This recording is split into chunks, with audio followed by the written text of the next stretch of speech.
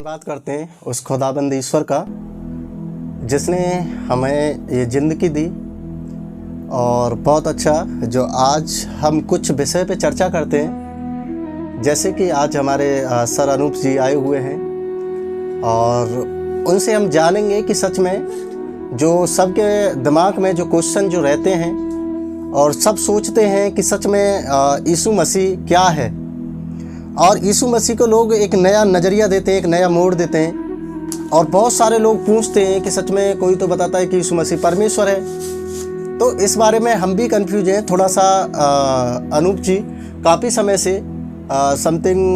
समय से और परमेश्वर का काम कर रहे हैं और इन्हें बाइबल के बारे में नॉलेज भी है काफ़ी मेरे मानने में। तो मैं इनसे कुछ विषयों पर चर्चा करूँगा जिससे आप सभी के जो क्वेश्चन होते हैं उन विषयों पर हम जानेंगे कि सच में क्या है जो यीशु मसीह का एक रास्ता है, और सच में क्या हमें धर्म की ओर खींचता है या हमें वो मार्ग की ओर खींचता है या परमेश्वर की ओर खींचता है। आखिर यीशु मसीह का क्या उद्देश्य था, तो हम इस बेस को थोड़ा सा जानेंगे। और एक बार अनूप जी से हम मुलाकात कर रहे हैं, आज मिले हैं उनसे तो हम जानेंगे। जी सर जी। तो मेरा कहना है आपसे, जैसे लोग कहते हैं कि यीशु मसीह तो हम लोगों का नहीं है, यीशु मसीह तो एक अलग धर्म का गया, यीशु मसीह तो ईसाई है और यीशु मसीह तो अलग देश का है, ऐसे ही कहीं तक लोग बोलते हैं। कुछ लोग मानते हैं कि यीशु मसीह स्वयं परमेश्वर है। तो क्या ये इसका क्या मतलब है, जैसे कि आपसे हम जानना चाहें तो क्या ये सच में ऐसे है?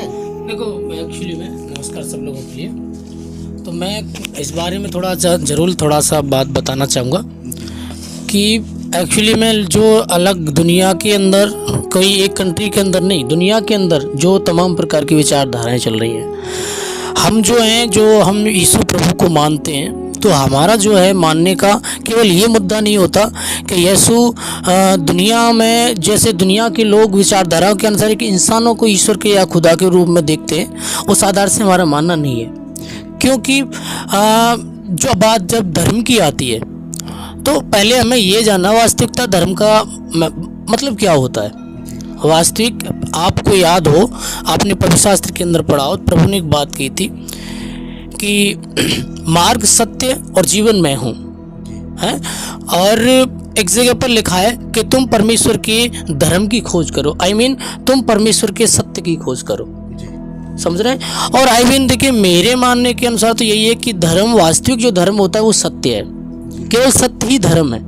समझ रहे हैं मेरी बात को? केवल सत्य ही धर्म है। बाकी का धर्मों में जैसे अलग प्रकार से नाम है लिया जाए कि ओ धर्म वो धर्म, तो वो तो मेरा तो मानना नहीं है कि वो सत्य के, क्योंकि वो तो एक काल्पनिक संस्थाएं हुई जिसमें अपना एक भगवान खड़ा करते हैं, उसमें एक अपना एक ईश्वर खड़ा करते हैं और अन्य अन्य प्रकार का होता है।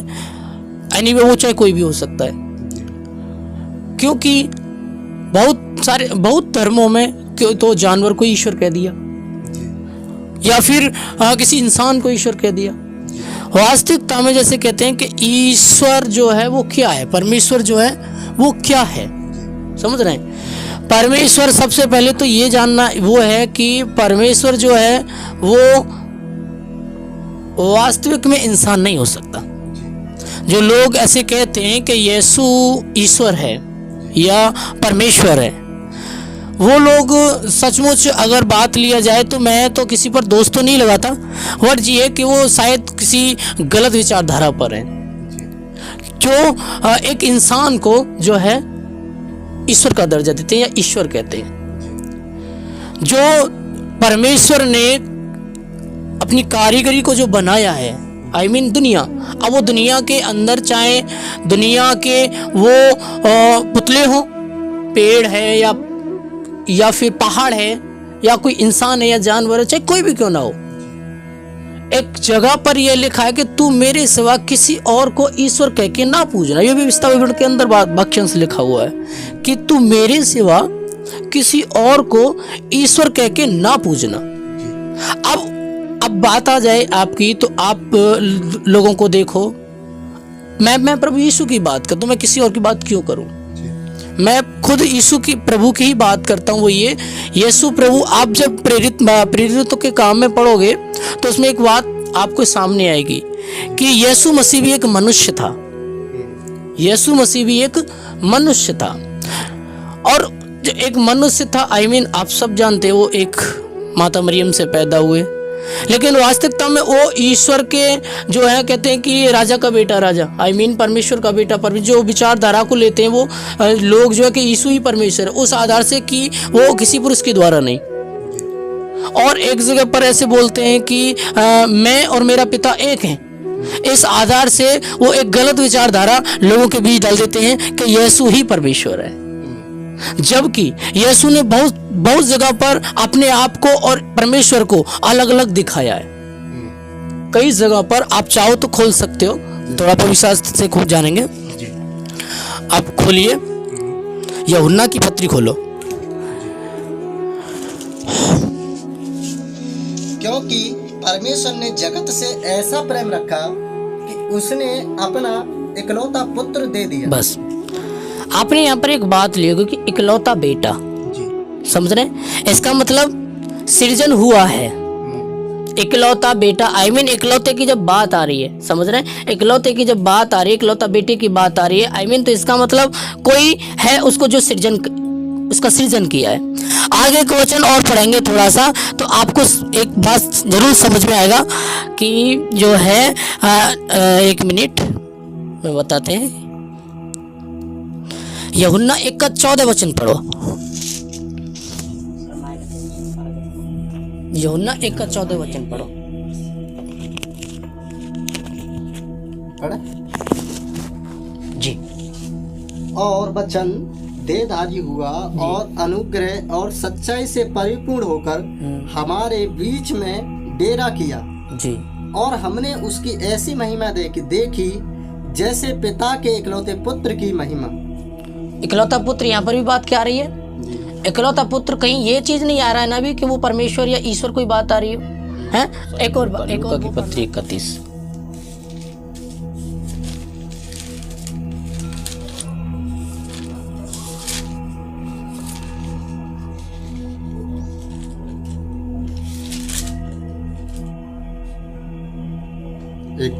पढ़े जी। स्वर्गदूतों ने उससे कहा, हे मरियम, भयभीत ना हो, क्योंकि परमेश्वर का अनुग्रह तुझ पर हुआ है। देख, तू गर्भवती होगी और तेरे एक पुत्र उत्पन्न होगा। तू उसका नाम यीशु रखना। वह महान होगा और परम प्रधान का पुत्र कहलाएगा। जी, आगे पढ़ो 32 तक। 30, 31, 32। वह महान होगा और परम प्रधान का पुत्र कहलाएगा, और प्रभु परमेश्वर उसके पिता दाऊद का सिंहासन उसको देगा। बस समझ पा रहे हैं? यहाँ आपने पढ़ा स्टार्टिंग में ही 30 वचन के, स्वर्गदूत ने कहा, क्या कहा कि हे मरियम, स्वर्गदूत ने कहा कि हे मरियम, भयभीत ना हो, क्योंकि परमेश्वर का अनुग्रह तुझ पर हुआ है। जी। परमेश्वर का अनुग्रह तुझ पर हुआ। यहाँ पर एक परमेश्वर अलग नजर आ रहा है। और आगे जब देखा, तब तू देख, तू गर्भवती होगी और तेरे एक पुत्र उत्पन्न होगा, है, और होगा, और तू उसका नाम यीशु रखना। मनुष्य में आ रहा है। दोनों में एक अलग अलग जो है असमानता दिख रही है कि परमेश्वर क्या है और वो कोई और है जो अभी आने वाला, उसके बारे में भी बात करेंगे। समझ रहे हैं? एक जगह पर लिखा है कि हाँ, एक चीज और लो, यूहन्ना 14:28 वचन।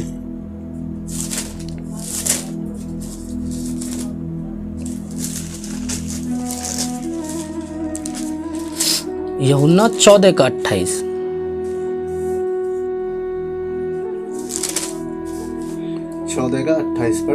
पढ़ो। तुमने सुना कि मैंने तुमसे कहा, मैं जाता हूँ और तुम्हारे पास फिर आऊँगा। यदि तुम मुझसे प्रेम रखते तो इस बात से आनंदित होते कि मैं पिता के पास जाता हूँ, क्योंकि पिता मुझसे बड़ा है। आपने समझ में आया कुछ? यहाँ खुद यीशु प्रभु अपने आप को क्लियर कर रहे हैं और पिता के बारे में कह रहे हैं कि मुझसे मेरा पिता बड़ा है। और आज के लोग अगर इस बात को कहें कि यीशु ही परमेश्वर है यीशु ही वो पिता है जिसे हम परमेश्वर कहते हैं। समझ रहे हैं? तो यहाँ पर या तो उन लोगों की बात सत्य के लिए ये वचन झूठा है, और यदि ये वचन सच्चा है तो फिर वो वचन झूठा है जो दुनिया वाले लोग समझाते हैं। समझ पाने मेरी बात को? हमारा प्रश्न, केवल आपका प्रश्न ये है कि क्या यीशु ही परमेश्वर है, और मेरा कहना यह कि यीशु यीशु है और परमेश्वर परमेश्वर है। हमें इसको समझना होगा, और इस वचन से हमें क्लियर शायद समझ में आ रहा होगा, जहां खुद यीशु प्रभु अपने आप को क्या बोल रहे हैं, मेरे से बड़ा है, पिता मेरे से बड़ा है। अगर यीशु ही परमेश्वर है तो वो अपने आप को रखेगा सामने, जो भी कुछ हूं मैं हूं, बिना मेरे कुछ नहीं है। जो भी कोई आ रहा है मेरे पास आता है, या जो कुछ करूंगा मैं करूंगा, ऐसे बहुत सारी बातें रख सकते थे, लेकिन उन्होंने किसी भी जगह पर अपने आप को तो रखा ही नहीं आगे। हाँ, कई जगह पर ये सारी चीजें, यदि तुम मेरी बातों को मानोगे, यदि तुम मुझ में बने रहो, मेरा वचन तुम में बना रहे, क्योंकि मैं मेरे पिता का वचन सुनाता हूं। बात समझ में आ रही है? यीशु प्रभु एक ऐसा शख्स था, वो महानायक थे, वो जिन्हें ऑलरेडी पहले से सब कुछ पता था। 12 वर्ष की अवस्था में आराधनालय में जाकर के उपदेश कर रहे हैं, जबकि उन्होंने कौन सी शास्त्र पढ़ ली? समझ रहे मेरी बात? कौन सा एक 12 साल का बच्चा कितना नॉलेज एकत्रित कर लेगा, है? लेकिन वास्तविकता यह कि वो परमेश्वर ने ना समय समय पर अपने जो है भविष्यवक्ताओं को भेजा है, जिनके अंदर अथाह ज्ञान बुद्धि भरा है। दुनिया के अंदर में और भी बहुत सारे कई लोगों को देखें तो बहुत पता पड़ जाएगा। कहते हैं कि एक जगह पर ऐसे कि ये थोड़ा प्रभु के वचन से थोड़ा सा अलग से जानकारी है कि एक बंदा ऐसा था जिसने 5 वर्ष की उम्र में दुनिया की बहुत बुद्धिमानों को हरा दिया था। समझ रहे हैं? क्योंकि परमेश्वर ने ऐसे समय समय पर भेजा है बहुत। लेकिन यीशु प्रभु वो बहुत ही खास है, क्योंकि जितनों को पहले भेजा है उन सब के लिए किसी के लिए भी बेटे का नाम नहीं लिया है, इकलौते का नाम नहीं लिया है। इकलौता बेटा है, मेरा प्रिय है, ये इसकी सुनो, पूर्ण अधिकार नहीं दिया है। केवल यीशु के लिए, यीशु के बारे में ही हमको पता पड़ रहा है, जिसके पास टोटली अधिकार, और सबसे बड़ा अधिकार वो कौन सा? पैलेटिक का अधिकार।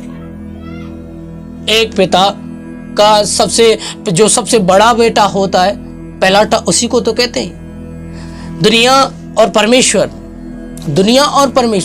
परमेश्वर ने दुनिया का सृजन किया है, और उन दुनिया के सृजन में सबसे पहले सृजा है किसको? यीशु मसीह। तब में कारीगर सी उसके पास थी। ये 2 बातों को समझना है।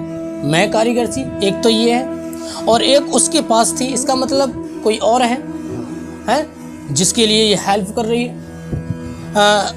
थी, और प्रतिदिन मैं उसकी प्रसन्नता थी। प्रतिदिन मैं उसकी प्रसन्नता थी, और हर समय उसके उसके सामने आनंदित रहती थी। इसका मतलब है कि परमेश्वर यानी जो जिसके लिए ये जो काम कर रही है वो भी इससे बहुत खुश है, बहुत जो है इससे आनंदित है। समझ रहे हैं? क्योंकि इसको इसी खास वजह के लिए सृजा। तो ये कौन है? बात तो समझने में तो सीधी सीधी बुद्धि आ रही है, क्योंकि बिना बुद्धि के आप किसी चीज का भी सृजन नहीं कर सकते। आपने पढ़ा हो अय्यूब की पत्री, अय्यूब जिसका अर्थ होता है बुद्धि से भरपूर है, तमाम बुद्धि। बट यीशु तो वो तो खुद बुद्धि है, समझ लो। और एक जगह पर कहा कि आदि में वचन था, वचन परमेश्वर के साथ था, और वचन स्वयं परमेश्वर था।